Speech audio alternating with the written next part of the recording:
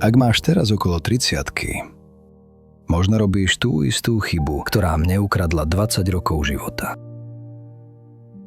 Mne je teraz 52 a viem presne pomenovať ten deň, keď sa všetko pokazilo. Mal som 31. Sedel som v kuchyni nášho panelákového bytu, pil som rannú kávu a urobil som rozhodnutie, ktoré sa zdalo jediné správne. Rozumné. Zodpovedné. Rozhodol som sa zostať. Neodísť. Neriskovať. Nemeniť prácu.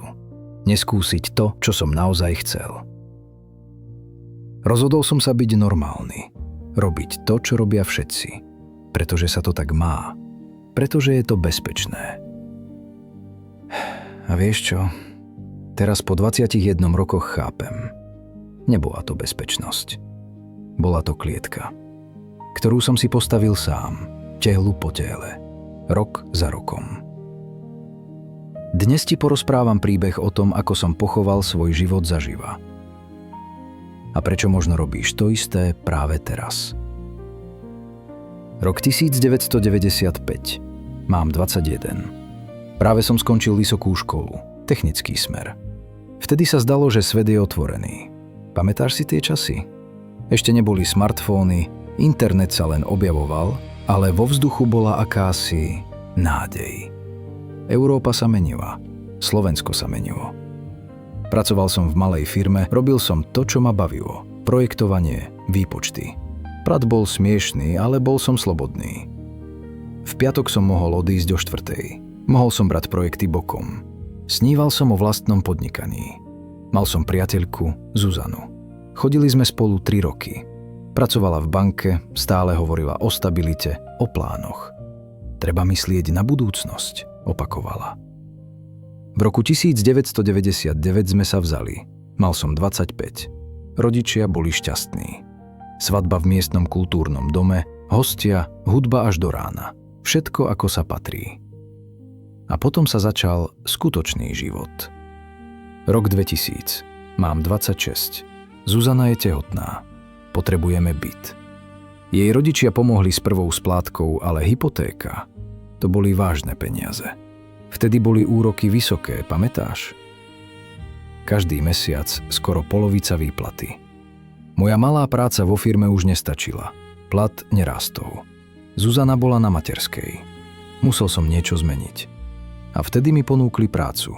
Veľká firma, stabilná, výroba. Dobrý plat, takmer o polovicu vyšší, sociálny balík, PN-ky, dovolenky. Ale bolo to nudné. Rutina. Žiadna tvorivosť. Len každý deň prísť, robiť to isté, odísť. Ale za to stabilné. A tak sedím v tej kuchyni. Mám 31 rokov. Rok 2005. Náš syn už chodí do školy. Máme dvojizbový byt na 4. poschodí. Okná smerujú na parkovisko. Každé ráno vidím tie isté autá. Predo mnou leží papier. Ponuka od známeho. Otvára vlastný biznis, volá ma ako partnera. Je to presne to, o čom som sníval. Vlastná firma. Sloboda. Možnosť tvoriť. Ale je to riziko. Treba vložiť peniaze. Nie obrovské, ale všetko, čo sme nasporili. Treba odísť zo stabilnej práce. Žiadne záruky.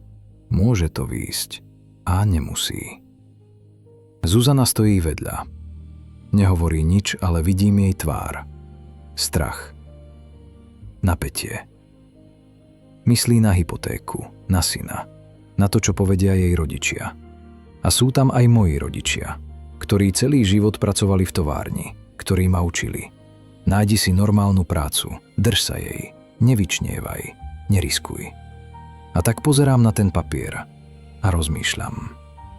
Možno niekedy neskôr, keď bude rezerva, keď syn vyrastie, keď splatíme hypotéku, keď...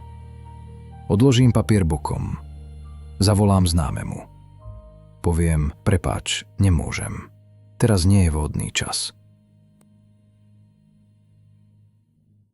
Idem do práce. Ako vždy. O 7 ráno, autobus, továreň. 4 hodiny. Obed v jedálni, ďalších 4 hodiny. Autobus domov. Zdalo sa mi, že robím správnu vec. Zodpovednú. dospelú. A v skutočnosti som sa len bál žiť. Vieš, čo je na to najhoršie? Nestane sa to naraz. Necítiš, ako ti život preteká pomedzi prsty. Je to ako variť žabu. Keď ju hodíš do vriacej vody, vyskočí. Ale keď ju zohrievaš pomaly, nevšimne si to. Roky plynuli. Práca, domov, práca, domov. Občas dovolenka, týždeň pri jazere alebo v horách. Nič výnimočné. Syn rástol. My so Zuzanou sme existovali vedľa seba. Nehádali sme sa. Ale ani sme sa naozaj nerozprávali. Ona po večeroch pozerala seriály. Ja som scrolloval správy v telefóne. Cez víkendy som kosil trávu pri dome. Niečo opravoval. Chodil k rodičom. Štandardný obed, kura, knedľa, kapusta. Tie isté rozhovory. Počasie, zdravie, ceny rastú. Kolegovia v práci hovorili o dôchodku. Ešte 10 rokov a som voľný, žartoval jeden. Mal 55, pracoval tam 30 rokov. Pozeral som sa na ňo a myslel si, bože, len nie toto. Ale kráčal som tou istou cestou. Len som mal ešte čas. Niekedy v noci som nemohol zaspať. Ležal som, pozeral do stropu. A spomínal som si na toho chalana, ktorým som bol v 25. Snívajúceho. Plného energie. S túžbou niečo vytvoriť. Kam zmizol? Pochoval som ho. V tej kuchyni. V roku 2005. Boli chvíle, keď som sa snažil niečo zmeniť. Párkrát som si pozeral iné ponuky práce. Ale tam platili menej. Alebo bolo treba začať od nuly. Alebo ďaleko dochádzať. Vždy sa našiel dôvod zostať. Ešte jeden rok. Ešte jeden. Ešte. Mal som 40. Potom 45. Syn skončil školu, dostal sa na univerzitu. Presťahoval sa do iného mesta. V dome bolo ticho, prázdno. Zuzana sa zapísala na nejaké kurzy. Yoga, jazyky. Ako by sa hľadala na novo.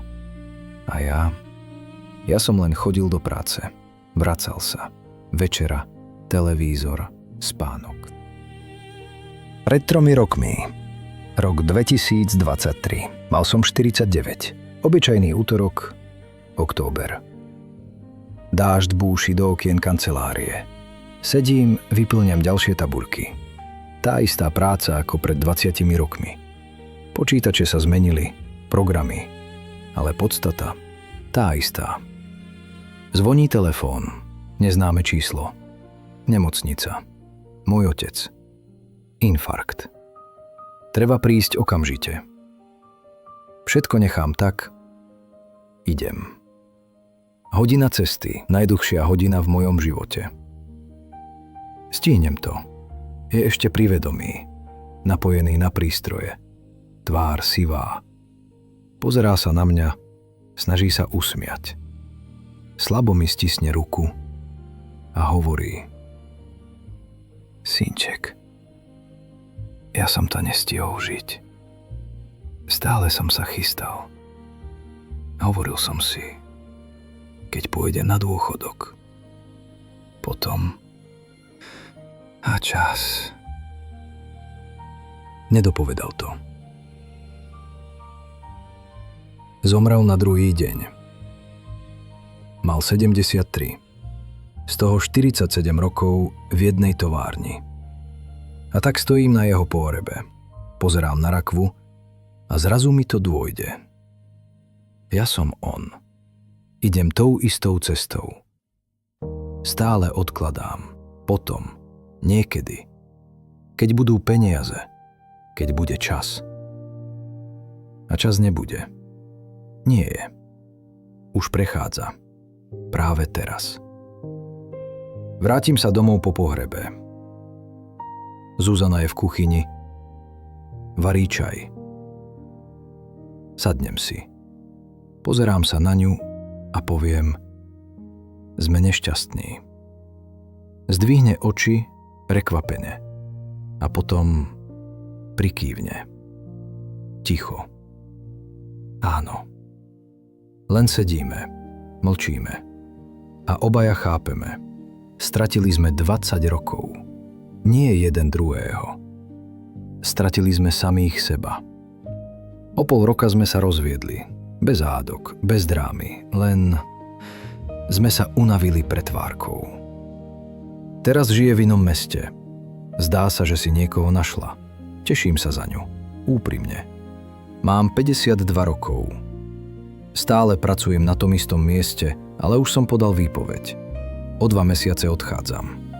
Niečo som si našetril, nie je veľa, ale vydrží to na rok, ak budem šetriť. Chcem skúsiť to, čo som 20 rokov odkladal. Vlastné podnikanie. Možno to vyjde, možno nie. Ale vieš čo? Už sa nebojím.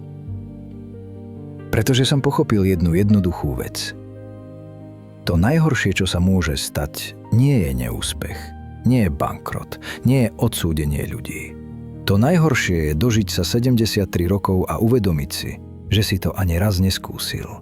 Že si žil cudzí život, bezpečný, správny, ale nie svoj. Nehovorím ti, aby si zajtra všetko zahodil.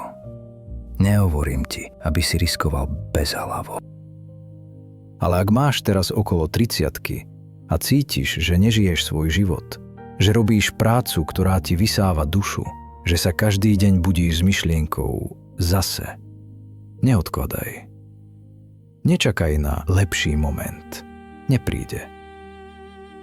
Myslíš si, že máš čas, že to potom stihneš.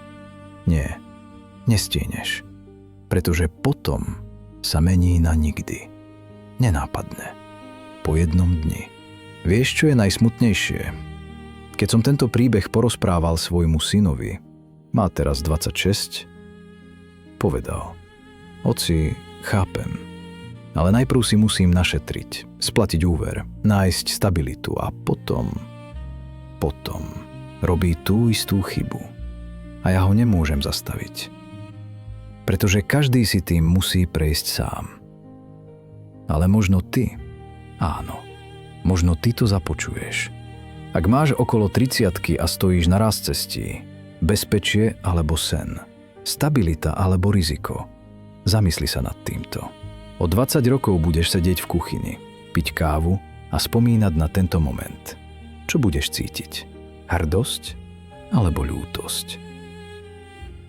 Asi si istý, že práve teraz neodkladáš svoj život?